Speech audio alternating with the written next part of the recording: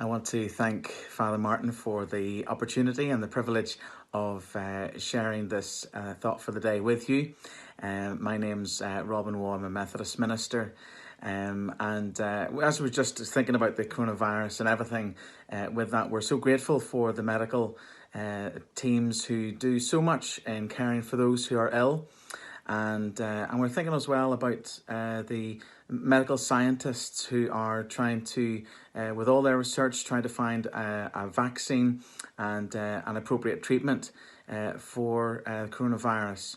And I was thinking about medicine, and I was thinking about how we hear that saying that laughter is the best medicine. Now, in what I'm about to say, I don't want to belittle all that people are experiencing, because it's a devastating time for so many people, and so many people are losing their lives. So I don't want to belittle this in any way, but I do want us to think about laughter. Medical people tell us that if it's not exactly the best medicine, nevertheless laughter is a good medicine, and that it has impacts on our physical and mental and psychological and emotional well-being. So when was the last time you had a really good belly laugh, where the tears were tripping your face and you were in stitches, you were doubled up, laughing so heartily?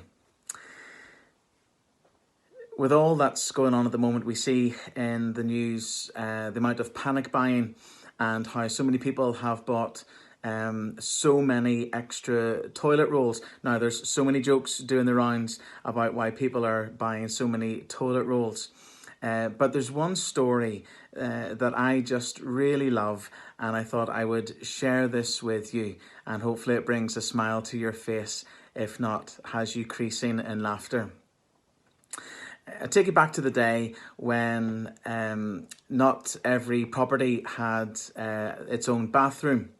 And the story goes of a very posh, well-to-do Englishwoman who was planning on a trip to India.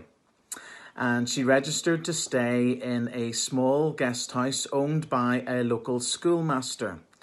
And she was concerned as to whether the guest house had a WC, a water closet. That's the old-fashioned term for bathroom, for toilet.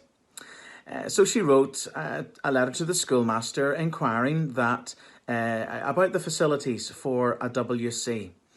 Well, the schoolmaster wasn't fluent in English at all, and he asked the local priest as to what he thought the meaning was of WC.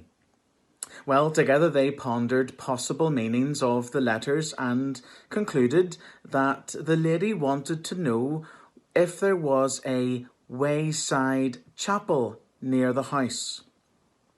So the schoolmaster wrote a letter back. Dear Madam, I take great pleasure in informing you that the WC is located 9 miles from the guest house. It is located in the middle of a grove of pine trees, surrounded by lovely grounds. It is capable of holding 229 people and is open on Sundays and Thursdays. As there are many people expected in the summer months, I suggest that you arrive early. There is, however, plenty of standing room. This is unfortunate, especially if you're in the habit of going regularly. It may be of some interest to you that my daughter was married in the WC since she met her husband there. It was a wonderful event. There were 10 people to every seat. It was so good to see the expressions on their faces. My wife, sadly, however, has been ill and has been unable to go recently. It's been almost a year since she last went, which pains her greatly. You will be pleased to know, however, that many people bring their lunch and make a day of it. Others prefer to wait until the last minute and arrive just in time. I would recommend that your ladyship plan to go on a Thursday, as there is an organ accompaniment. The acoustics are excellent, and even the most delicate sounds can be heard everywhere. The newest addition is a bell, which rings every time a person enters. We are hoping to provide plush seats for all, since we feel it's long needed. I look forward to escorting you there myself and seating you in a place where you can be seen by all. With deepest regards, the schoolmaster. No wonder the woman never visited India. Ecclesiastes 3 reminds us that there is a time for every activity under heaven, that there is a time to cry, but that there's also a time to laugh.